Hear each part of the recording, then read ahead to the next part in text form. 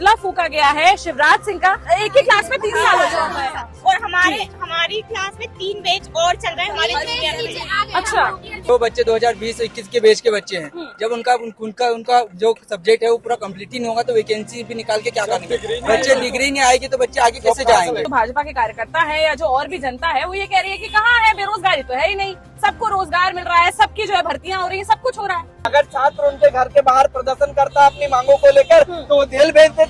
शिवराज सरकार पूरी तरह से भ्रष्टाचार में लिप्त हो चुकी है। हाँ।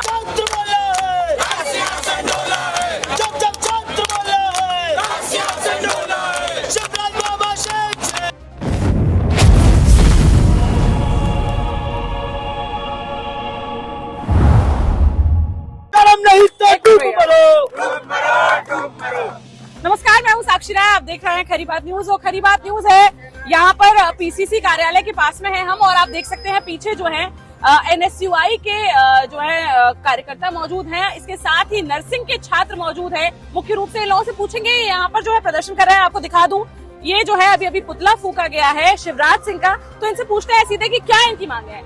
जी, क्या कह रहे हैं आप लोग, कितना प्रदर्शन कर रहे हैं? मध्य प्रदेश में लगातार भ्रष्टाचार बढ़ता जा रहा है और यह शिवराज सरकार पूरी तरह से भ्रष्टाचार में लिप्त हो चुकी है। हाँ। और मध्य प्रदेश के चिकित्सा शिक्षा मंत्री स्वयं फर्जी नर्सिंग कॉलेजों के भ्रष्टाचार में लिप्त है और छात्र छात्राओं के पिछले 3 सालों से परीक्षाएं नहीं हो रही है। 3 सालों से छात्र छात्रा अपनी परीक्षा के लिए दर-दर भटक रहे हैं। छात्र छात्राओं को ये परेशानी है कि उन्हें 3 साल हो गए एडमिशन लिए, लेकिन आज तक परीक्षाएं नहीं हुई। अब उनकी परीक्षा विश्वविद्यालय अगर आयोजित नहीं करवा पा रहा तो ऐसे विश्वविद्यालय और ऐसे विभाग को तत्काल शिवराज सरकार को बंद करके इस्तीफा दे देना चाहिए। अच्छा, शिवराज सरकार के साथ साथ आप जो है नारे लगा रहे थे कि चिकित्सा शिक्षा मंत्री जो है विश्वास सारंग, उनको भी इस्तीफा दे देना चाहिए। क्या लगता है वो भी सही नहीं कर रहे हैं? बिल्कुल, वो पूरी तरह से भ्रष्टाचार में लिप्त है। हाँ। और वो उन्हीं की वजह से आज पूरे विभाग की, चिकित्सा शिक्षा विभाग की हालत लचर हो चुकी है। वो अपना विभाग संभाल नहीं पा रहे हैं, देश दुनिया की राजनीति की बातें करते तो उनको वो बातें शोभा नहीं देती। वो अपने विभाग नहीं संभाल पा रहे, अपने विभाग में जो स्थिति बिगड़ चुकी है उसको नहीं संभाल पा रहे, तो उनको तत्काल इस्तीफा देना चाहिए।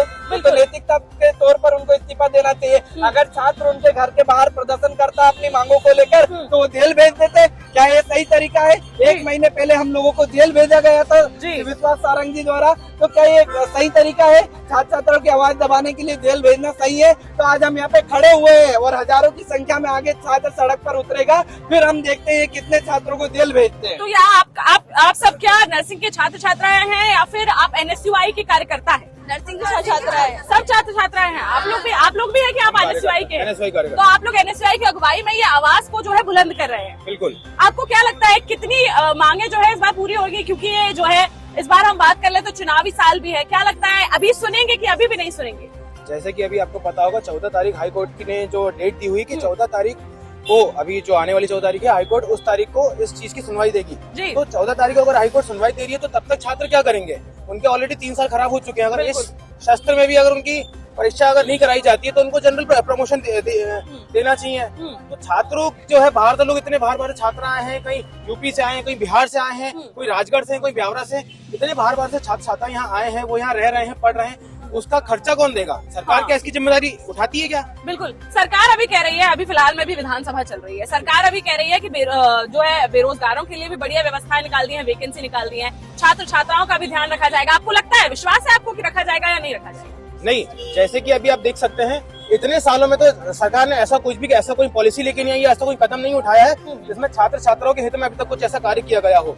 जहाँ तक की है नर्सिंग कॉलेज, 650 नर्सिंग कॉलेज है पूरे एमपी में, लेकिन उसमें से अभी तक आधे से ज्यादा नर्सिंग कॉलेज की मान्यता अभी तक पूर्णतः उनको प्राप्त नहीं की गई है। तो ये कहीं ना कहीं सरकार की जो है ये पॉलिसी फेल हो चुकी है। तो इसमें मैं सरकार से ये अपील करना चाहूंगा कि ये जो सरकार बोल रही है कि हम 3 महीने अभी और लेंगे, 3 महीने का टाइम अभी और लेंगे कि नर्सिंग कॉलेज की मान्यताएं देखेंगे, उनके आगे चीजें करेंगे, तो कब तक सरकार ऐसे ही छात्रों के भविष्य खिलवाड़ करती रहेगी? बिल्कुल। आप एनएसयूआई के हैं, क्या इस प्रदर्शन के लिए आपने परमिशन ली है? देखिए, इसमें मैं अभी कुछ बोलना नहीं चाहूंगा क्योंकि ये जो है ऊपरी वाली जो कार्रवाई है। बाकी ऐसा है कि जैसे छात्र भी इकट्ठे हुए हैं, अभी हमने और भी छात्रों को बुलाया है। अगर ऐसा नहीं होता तो 13 तारीख को हम लोग एक बड़ा उग्र प्रदर्शन करेंगे, उसमें जहाँ की 500 से हजारों छात्र जो आएंगे तो उसमें फिर सरकार जो है उनको हमारी बात माननी पड़ेगी। अच्छा, पिछली बार भी ऐसा हुआ था, अभी पिछले महीने की ही अगर बात कर ले तो पिछली बार भी ऐसा हुआ था कि छात्रों को, जो एनएसयूआई के स्पेशली कार्यकर्ता थे, उनको गिरफ्तार कर जेल भेज दिया गया था। अभी आप ये प्रदर्शन कर रहे हैं, परमिशन जैसे आपने नहीं लिया, आपको डर नहीं है कि आपकी गिरफ्तारी हो जाएगी? देखिए, आप छात्र की अगर आवाज बुलंद करेंगे बिल्कुल। तो कहीं ना कहीं सरकार को इस चीज की वो होती है कि अगर हम प्रदर्शन कर रहे हैं, हाँ। अगर हम परमिशन लेने जाएंगे तो परमिशन कहीं ना कहीं हमको कई बार नहीं मिलती है। तो जैसे पिछले बार जो हमारे रवि भाई थे उनको अरेस्ट कर लिया गया था, तो अरेस्ट क्यों कर लिया था? छात्र हम कोई मुजरिम है क्या? हमें कड़ी लगा दी गई थी जी। तो हम कोई मुजरिम तो नहीं है, हम अपनी छात्रों की आवाज उठा रहे हैं।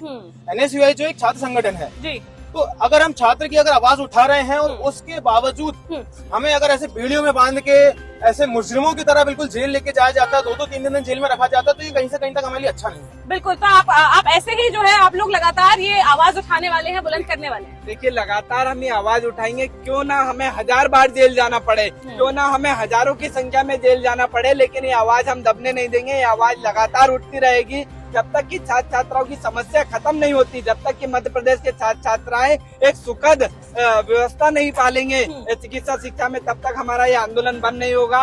मध्य प्रदेश के लाखों छात्र छात्रों का भविष्य अंधकार में है, तो हम उस भविष्य को अंधकार में नहीं जाने देंगे। हम जल्दी ही बड़ा प्रदर्शन करेंगे, जैसे कि हमारे भाई ने कहा 13 तारीख की उन्होंने घोषणा कर दी है, तो अब 13 तारीख को ही हम शिवराज सरकार को दिखाएंगे कि भोपाल की सड़कों में बड़ा प्रदर्शन होगा। बिल्कुल। आपसे अगर पूछा, आप एनएसयूआई के ही हैं? जी मैम। क्या नाम है आपका? अक्षय कुमार। अगर हम बात करें 18 साल से, अगर बात करें 18 साल से जो है भाजपा की सरकार है, क्या आपको लगता है कि 18 साल से जो है 18 साल से जो है ये व्यवस्था ठप बैठी हुई है? आपको क्या लगता है? देखिए, 18 साल से व्यवस्था ठप बैठी हुई है और हाँ। वैसी की वैसे ही है। हाँ। जितने भी मंत्री हैं भाजपा सरकार के, सब अपने घरों को, अपनी जेबों को भरने का काम कर रहे हैं। अब आज अगर मैं नर्सिंग के छात्र की बात करता हूँ या इनके मुद्दे अगर हम उठा रहे हैं एनएसयूआई, तो शायद भगवान के बाद जो दूसरा दर्जा है वो इन्हीं को दिया जाता है। अच्छा। यही मंत्री और यही विधायक इन्हीं के अस्पतालों में जाते हैं जिनकी सेवा ये बच्चे कर रहे हैं। 3 साल से ये भटक रहे हैं।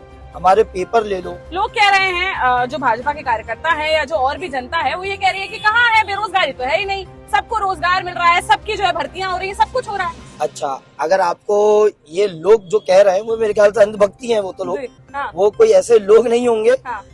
एक्चुअल कंडीशन अगर आप देखी जाएगी हाँ। रोजगारी की, तो शायद वो बढ़ावा देना चाह रहे हैं चाय के ठेलों को। अच्छा। वो बढ़ावा देना आप कह चाह रहे रहे हैं हैं। अगर नहीं निकल रही है, जैसे गवर्नमेंट जॉब की अगर बात कर ले, कह रहे हैं नहीं निकल रही है, तो क्या प्राइवेट में चले जाओ? नहीं, प्राइवेट में भी कहाँ जाओ?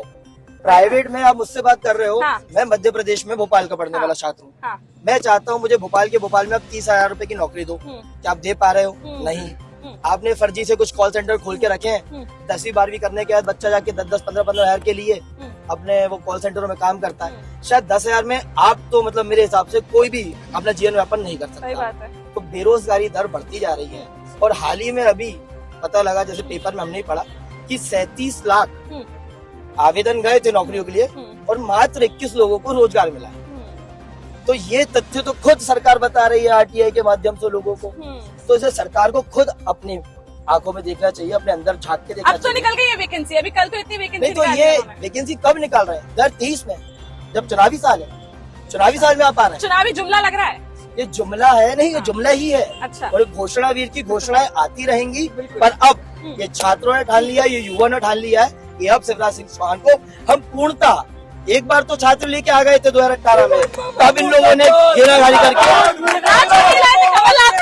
नहीं, हम कमलनाथ को लेके आए थे और शिवराज सिंह चौहान ने तोड़ फोड़ के अपनी सरकार बना ली थी। पर अब इस बार बहुमत के साथ में आएंगे और 150+ हम आएंगे और कांग्रेस सरकार बना के आएंगे। और कांग्रेस को कमलनाथ लगता है हित होगा बच्चों का, जो है युवाओं का। पहले भी करते आए हैं, हाँ। आज भी करते आएंगे और ये छात्र आज हमारे साथ खड़े हुए हैं। हाँ। तो ये आपको पहली आंसर मिल चुका होगा कि हित में तो हम इनके। आप क्या कह रहे हैं? आप कुछ कहना चाह रहे थे? मैं ये कहना चाहता हूँ कि जैसे आप बात कर रहे थे कि प्राइवेट सेक्टर की और वैकेंसी की बात कर रहे थे, तो जो बच्चे 2020-21 के बैच के बच्चे हैं, जब उनका जो सब्जेक्ट है वो पूरा कंप्लीट ही नहीं होगा, तो वैकेंसी भी निकाल के क्या करेंगे? बच्चे डिग्री नहीं आएगी तो बच्चे आगे कैसे जाएंगे? बिल्कुल। क्या डिग्री नहीं आएगी? हमारे 3 साल हो गए, फर्स्ट ईयर के एग्जाम नहीं हुए, तो ऐसे तो हमको प्रमोशन ही नहीं हो रहा है? एग्जाम ही नहीं हो रहा है, प्रमोशन एग्जाम ही नहीं हो रहा है फर्स्ट ईयर में। वैसे तो हमारी 12 साल में डिग्री आएगी, तो हम क्या करेंगे? हमारे बच्चे बिल्कुल, ये आप लोग भी बताइए।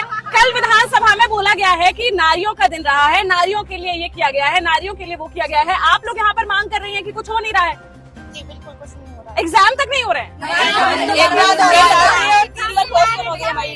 जी बार एग्जाम की गई और हर बार पोस्टपोन हुई। अच्छा, तो कितना साल हो गए आप लोग?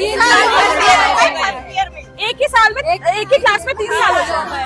और हमारी क्लास में 3 बैच और चल रहे हैं हमारे जूनियर में। अच्छा, और उनके भी पेपर, जब हमारे पेपर क्लास में इसकी छोटी बहन है। अच्छा, एक ही क्लास में आ गए। हाँ, वो एक ही क्लास में आ गई। अच्छा, वो दोनों बहनें साथ में पढ़ रही हैं। बिल्कुल। अब आप मैं तो पूछना चाह रहा हूँ, सरकार से भी यही पूछना चाह रहा हूँ, हाँ। विश्वास सारंग जी से ये पूछना चाह रहा हूँ कि अभी आपने 400 करोड़ रुपए और सैंक्शन कर दी है, 25 और महाविद्यालय आप खोलना चाह रहे हैं चिकित्सा शिक्षा के। 650 आप ऑलरेडी खोल चुके हैं, आप 25 और खोल दीजिए।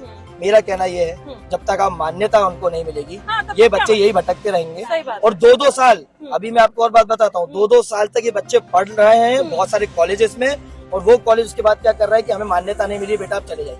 अच्छा, अब आप कहीं और देखिए। अब आप कहीं और देखिए।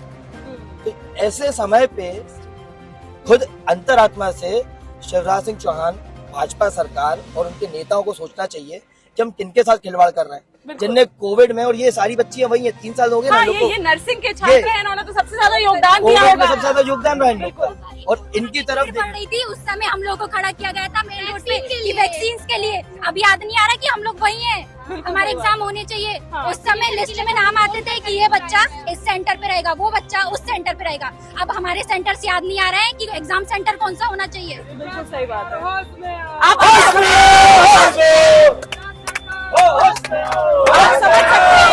कि जिस तरीके से आपने बात सुनी इनकी, आपने सुना होगा कि किस तरीके से छात्र जो है परेशान है, एग्जाम ही नहीं हो रहे हैं।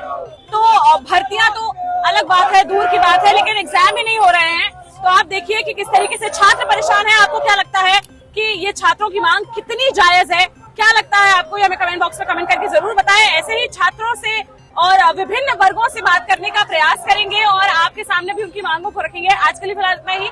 बने रहिए हमारे साथ, देखते रहिए खरी बात साक्षी राय के साथ। नमस्कार।